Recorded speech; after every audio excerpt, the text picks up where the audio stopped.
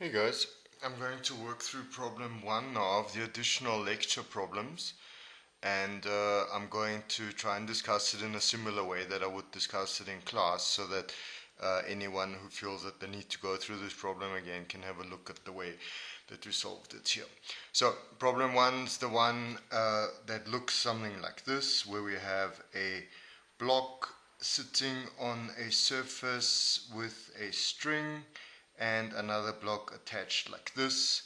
This block is denoted A and this block is denoted B, and we're required to find the tension in the cord as well as the coefficient of kinetic friction between A and the plane, knowing that the block has accelerated to a final velocity of 1 meter per second in this direction, obviously, within 5 seconds.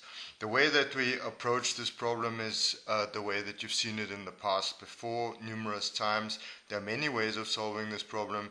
You can work out the acceleration just from the change in velocity over change in time. You can use Newton's second law, obviously. You might even be able to use conservation of energy.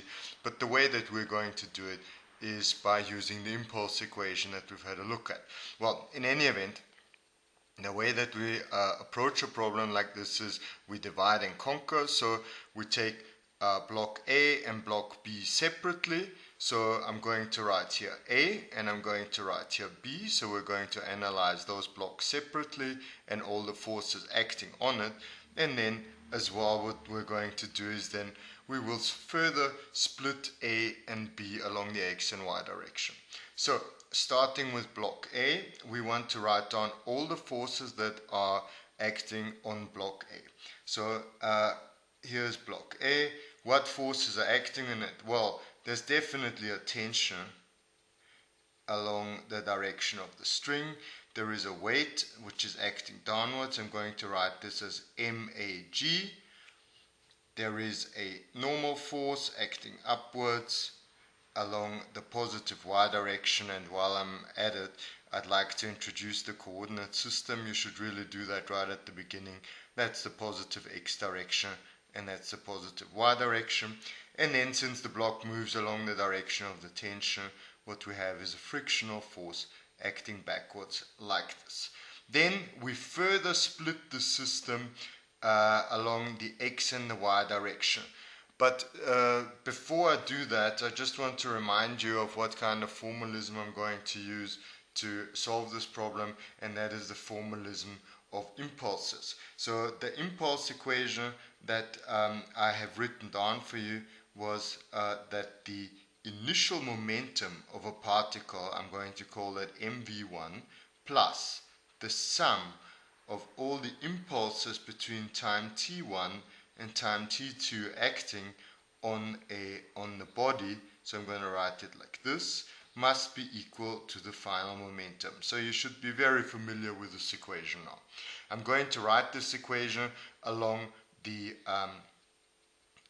x direction and along the y direction. Okay, so let's start along the x direction.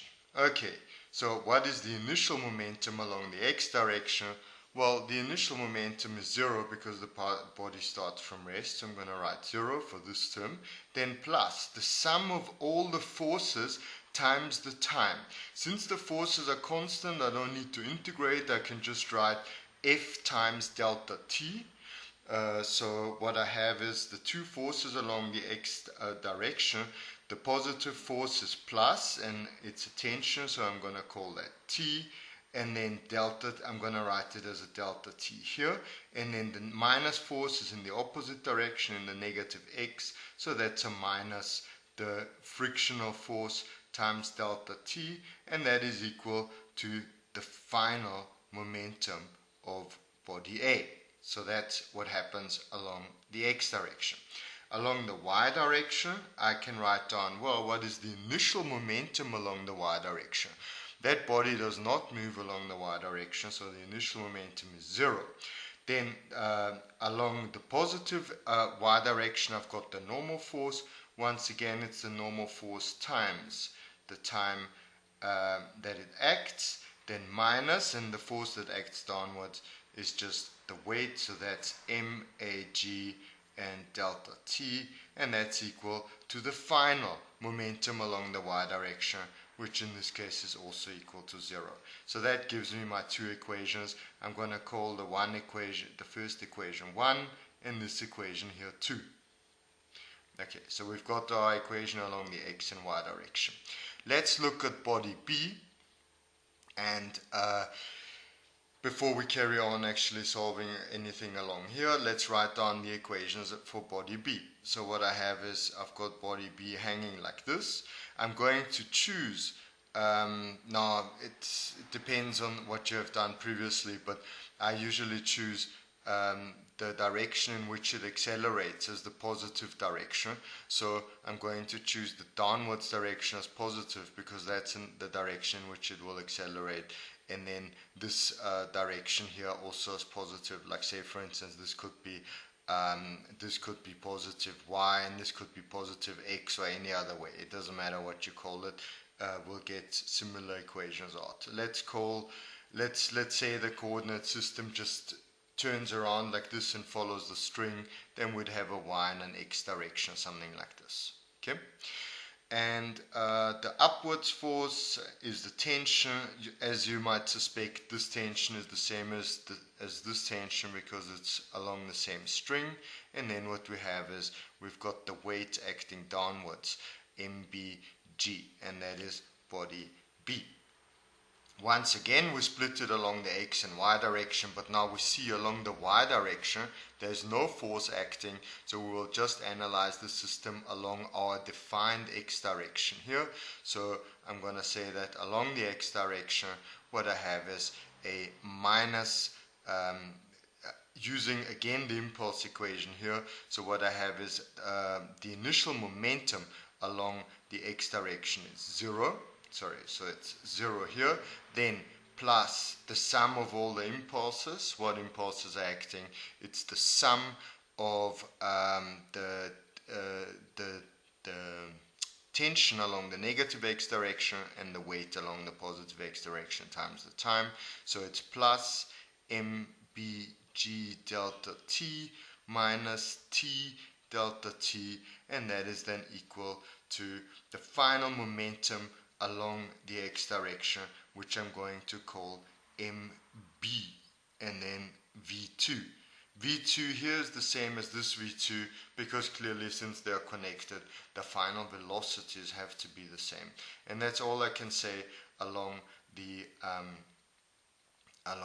x direction. Great. So now we can put in some values. I'm going to use g is equal to 10, and I'm going to use b as the mass of that body B. And let me just remind myself here, the block B has a mass of 8 kilograms, so what I get is 8 kilograms times g, which is 10, times delta t, which is 5 seconds, minus, and then the tension t I don't know, but then times delta t is again 5 seconds, and that's equal to the mass again, so it's 8 kilograms times, and the final velocity is 1 meter per second. I can solve this for t, and I have done that before attempting this problem, and the value that I get, and I urge you all to check it, is 78.4 newtons. So that is my answer for t.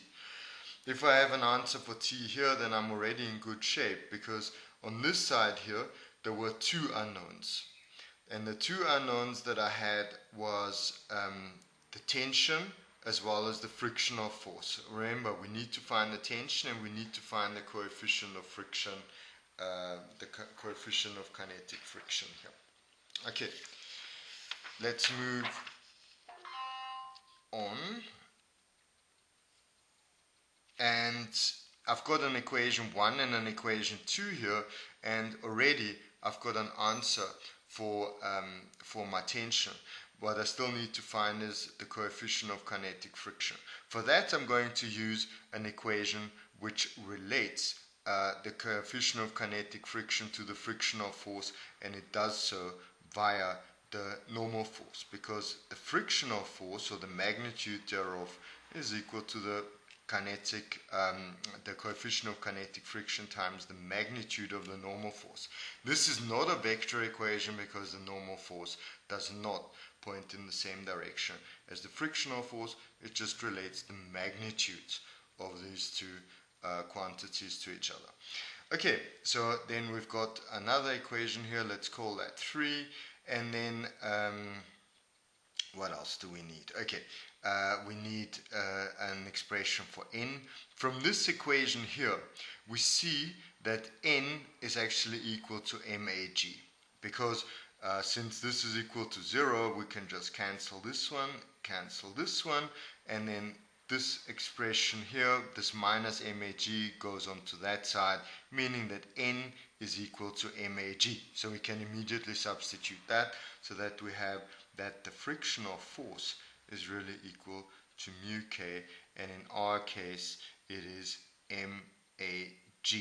I've dropped the absolute value signs with the understanding that this is a positive number, and obviously this will also then be a positive number. But what I know is now I've related this frictional force here to this frictional force, and further, knowing that t is equal to 78.4, I can immediately substitute that in here. So let's look at equation 1. So that equation 1 then becomes... Okay, I didn't like the first ending of my little movie, so I'm going to do it again from equation 1.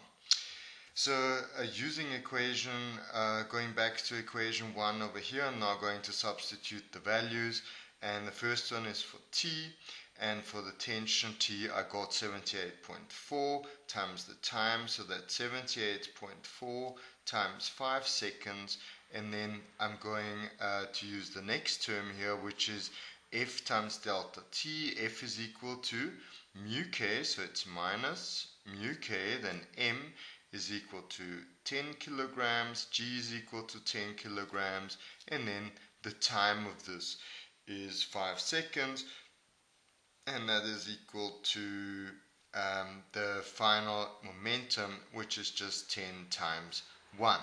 So going now through this calculation should yield me something along the lines of mu K being equal to 0.764. Now, as I mentioned in the previous ending, but obviously you don't know that, you must please check that both of these values for mu K and T are correct by going through this example carefully at home again. Thanks.